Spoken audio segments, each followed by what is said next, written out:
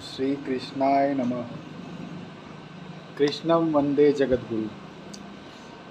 ब्रह्मा जागे नारद चौके, त्रिभुवन में कौतूहल जागा। दसों दिशाएं एकत्र हुई, धरती पर ध्यान सभी का लागा। गीता के महाज्ञान श्रवण को शिव ने ध्यान समाधि से त्यागा। एक अर्जुन के निमित्त मिलेगा, ज्ञानामृत सबको बिन मांगा। एक अर्जुन के निमित्त मिलेगा, ज्ञानामृत सबको बिन मांगा। जय श्री कृष्ण। आज हम गीता के तीसरे अध्याय का 17वां श्लोक आपको बताते हैं। यस्त्वात्मरतिरेव स्यादात्मतृप्तस्य मानवः, आत्मन्येव च संतुष्टस्य कार्यं न विद्यते। अर्थात इसमें भगवान बताते हैं, परंतु जो मनुष्य आत्मा में ही रमण करने वाला है और आत्मा में ही तृप्त तथा आत्मा में ही संतुष्ट है, उसके लिए कोई कर्तव्य नहीं है। नेव तस्य कृतेनार्थो नाकृतेनेह कश्चन, न चास्य सर्वभूतेषु कश्चिदर्थव्यपाश्रयः।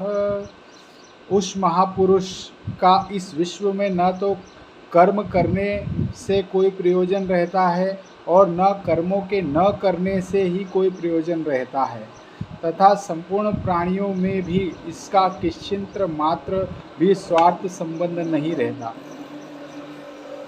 ये भगवान बता रहे हैं, जो तपस्वी लोग हैं, जो सारे कर्म स्वार्थ सारे बंधन तोड़कर सब त्याग कर तपस्या में लीन हो जाते हैं, ऐसे जो मनुष्य हैं उनके लिए कर्म न करना सब बराबर होता है। आगे भगवान बताएं, तस्मादसक्तः सततं कार्यं कर्म समाचर, आसक्तो ह्यचरं कर्म परमान्तोति पुरुषः। अर्थात इसलिए भगवान बताते हैं कि तू निरंतर आसक्ति से रहित होकर सदा कर्तव्य कर्म को भली भांति करता रह, क्योंकि आसक्ति रहित होकर कर्म करता हुआ मनुष्य परमात्मा को प्राप्त हो जाता है।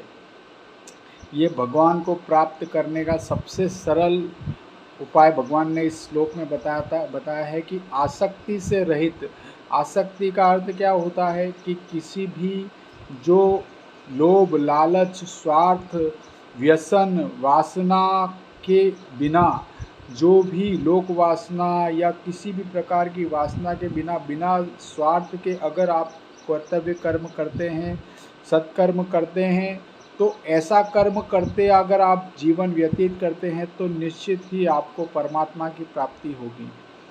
ये बहुत ही सरल कर्म योग का उपाय भगवान ने अर्जुन को बताया है कि निस्वार्थ भाव से आसक्ति रहित होकर कर्म कर, जिससे तू परमात्मा को प्राप्त होगा। जय श्री कृष्ण। कृष्णम वंदे जगद्गुरु। जो पिछले श्लोक में बताया था भगवान ने, इसके पहले 14-15 श्लोक में आपको बताया था कि भगवान मंदिर में ही क्यों मिलते हैं, तो उसका भी भगवान ने जवाब दिया कि मंदिर में जहाँ पे भी सत्कर्म होते हैं वहाँ पर मैं प्रतिष्ठित हूँ।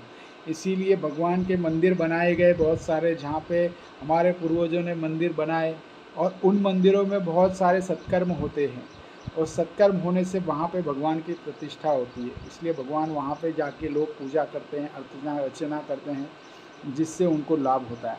इसीलिए मंदिर जाना चाहिए। जो बड़े मंदिर हैं जहाँ पे अच्छा सत्कर्म होता है, तो वहाँ से भगवान की कृपा प्राप्त होती है, आपको सच्चा मार्ग दिखाई देता है। आपका जो भटका हुआ आपका दिमाग है या भटके हुए हैं, वो आप सही मार्ग पे आते हैं।